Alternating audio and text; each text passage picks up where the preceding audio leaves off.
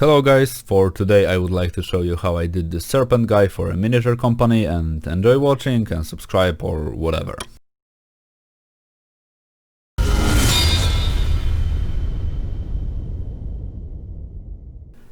So basically for this guy the process were pretty straightforward. I just got references, I just collected some references, I got a description what they wanted. In this case it was supposed to be some sort of a serpent, like a mythological creature or something like this, and I think it's a really cool theme.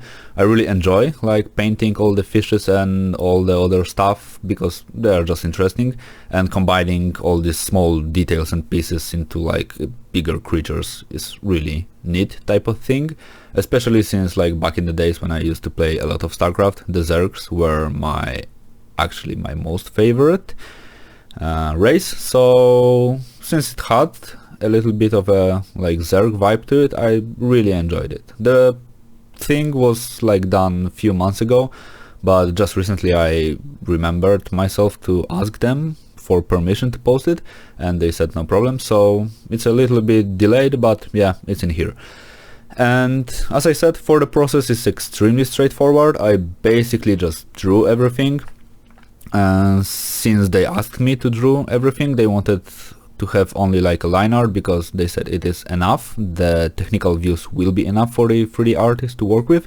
But since I prefer to work on this type of stuff like actually in perspective, so to include a little bit of movement or something like this, I prefer to make a concept stage in a perspective. It's a little bit easier for me to think about it, because in orthographic views sometimes some things might look a little bit wonky.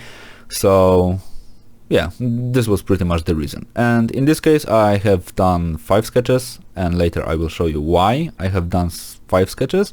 But to focus on the things that are happening on the screen right now, basically after drawing the concept, after like making the general like sketch, I'm trying to work a little bit more on a line weight, because if you have a clear line weight, like you can see what's in front of what, it will be way easier to understand what you are actually looking at. So for example, without all of the line weights like made properly, it will be way harder to distinguish like overlapping forms. And in here I'm doing something a little bit, let's say, extra or unnecessary, because they told me they only need like a line art, but I kinda felt like doing only a line art kinda makes the whole design a little bit flat. So I felt like even adding like a basic shape, like a basic shading to it, will make it way easier for them to understand what I actually drew, what I actually meant by the design. So since it takes like, I don't know, 20 minutes or something like this to just apply a really basic type of lightning, I decided to give it a go, because in my opinion it's just make the whole concept read a little bit better. So yeah, that was pretty much basically why I have done this type of thing. And as you can see, it's nothing really complex, it's just like 3/4 light from the top, from the left side, and the process basically continues several times. As I said, I have done 5 of these designs, so, and I will only present the drawing of 3 of them because as I said, the process is actually exactly the same.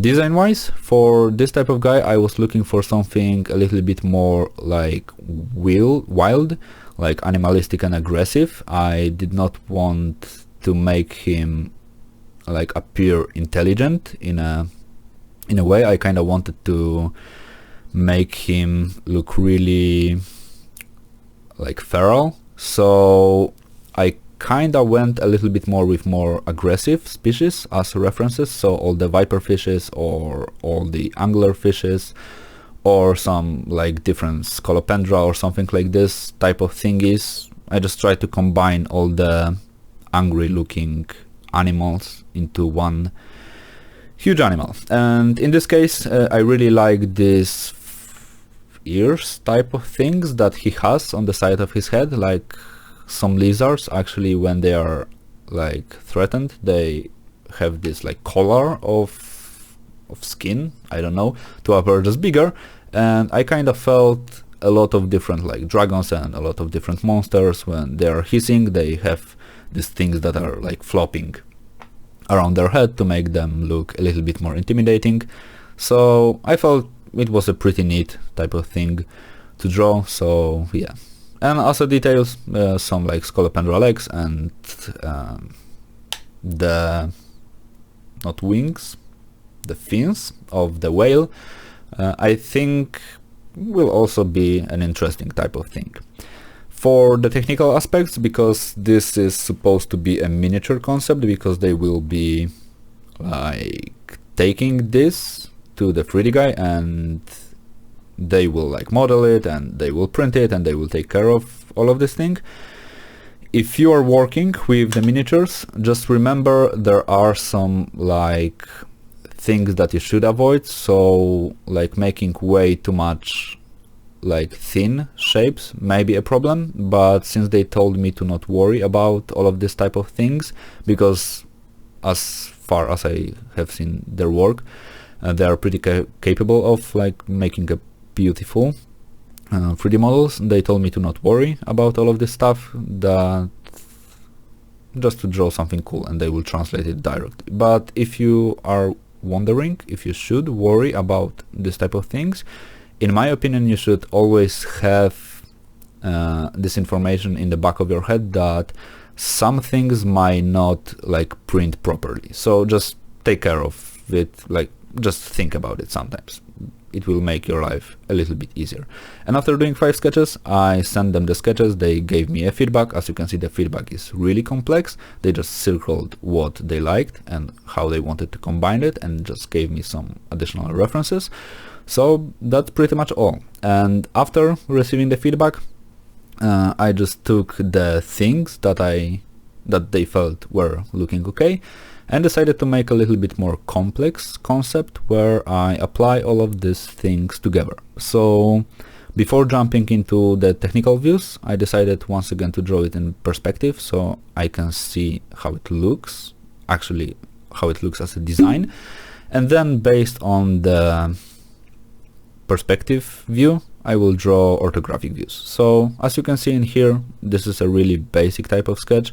I just like draw something and just tweak it a little bit more, and then after like closing, like zooming in, I just rework all the details so everything appeared to be a little bit sharper.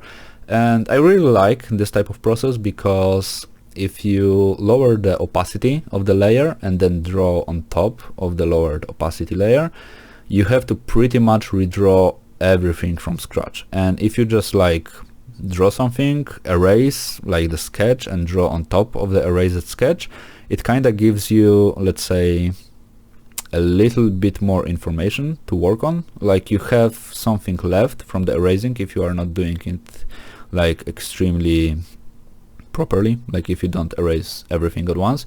And I just feel like this method can give you a little bit different line quality. So I really enjoyed working like this in this one, but it's just worth a try. If you never tried working this way with a sketch, just give it a try. It's, I think, pretty neat way to work on your sketch. So nothing really special is going on in here, just adding some crab-like pincers to his hands and just adding a lot of different details. So as you can see, it's just drawing everything.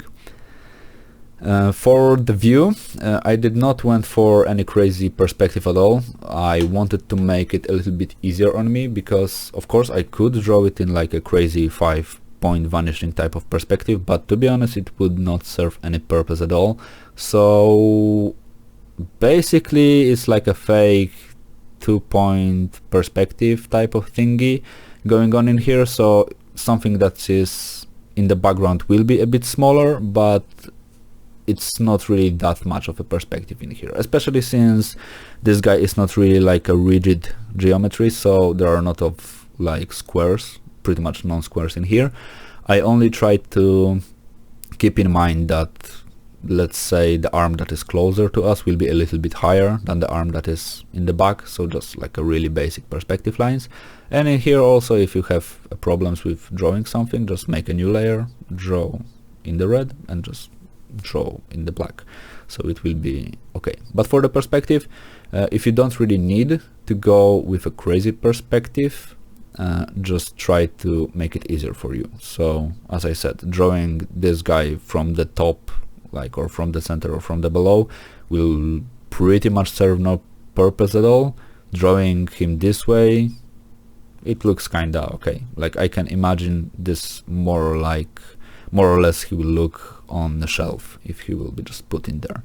And as you can see, once again, the second phase of the drawing is to rework the line weight, so it's easier to understand what is what and what is where. And it's extremely important in the areas like a face or the pincers or everything, because as you can see, there are a lot of different overlapping shapes in there, so you will really make your life easier and pretty much everyone that has to work on this design life easier if you make it clear and if you will make it readable. So yeah, that's pretty much all. And after doing the line weight, the same process as before, just blocking the shape, like filling the shape and rendering everything. So nothing too fancy. It's actually one of my favorite stages of the work, because like I can pretty much turn off my brain and just do it mechanically.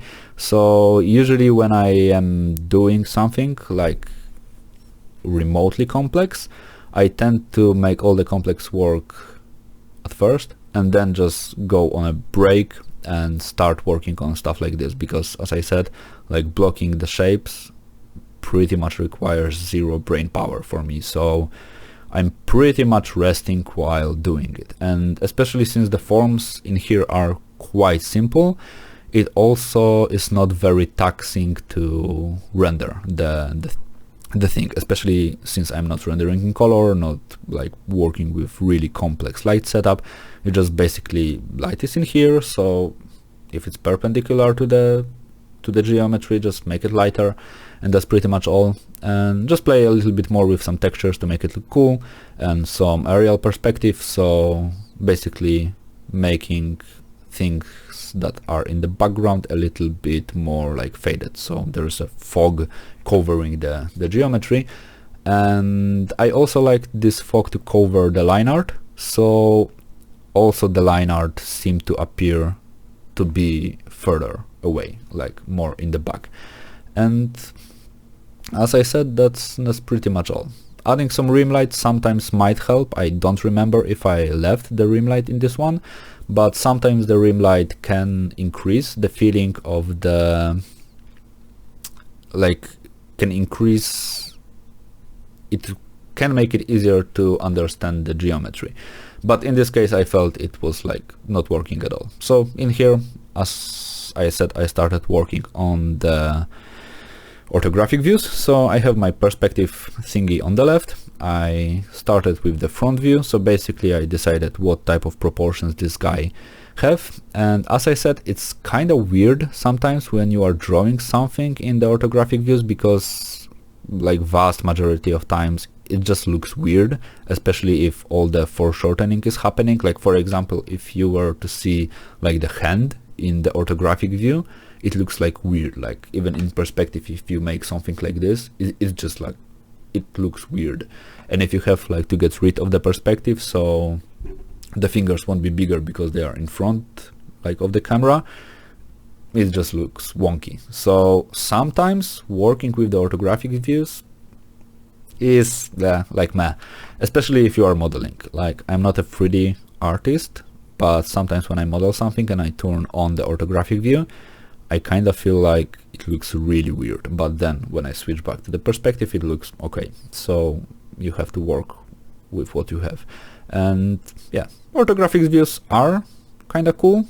It's kind of easy to do because you just turn on the perspective, if the model is like symmetrical, if the thing is symmetrical, but you just need to be aware of the fact that some shapes look weird. So one of the good exercises to train this type of thing, just draw something, model it in like a perspective, and then like verify it in the orthographic view in 3D, so you can see how differently some shapes can behave. And what is also cool for the orthographic views, you can play a little bit more with the perpendicular lines, so you can see what is like parallel to what is perpendicular to what, like how is going the what is the flow of the things that you have in your design. So yeah, if you were to look at some cars, they usually look way better in the side view than, for example, in some perspective view, because in the side view you can see all the lines like coming nicely together, like forming a really beautiful like shapes and everything. But as I said, sometimes the perspective make it look worse, sometimes the perspective make it look better. That really depends. That's also why I think you should do actually both type of things, because you can verify some things in the perspective and you can verify some things in the orthographic views. And that's pretty much all.